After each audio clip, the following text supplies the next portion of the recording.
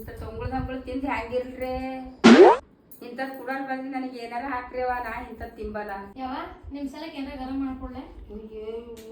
ನನಗೆ ಎದುರು ಮಾತಾಡತ್ತೋ ಶಿವ.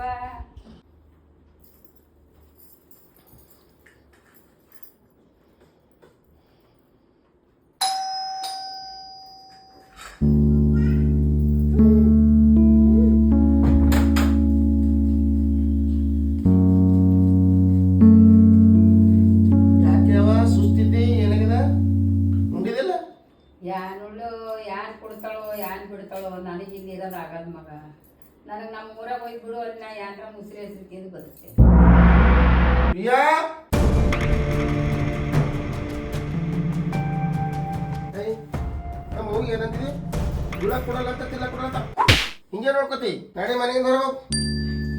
ದೇವ್ರೇ ಗಂಡನ ಮನೆಗೆ ಎಷ್ಟು ಚಲೋ ಇರೋರು ಅಂದ್ರೆ ಭೀ ಆಗಲ್ದು.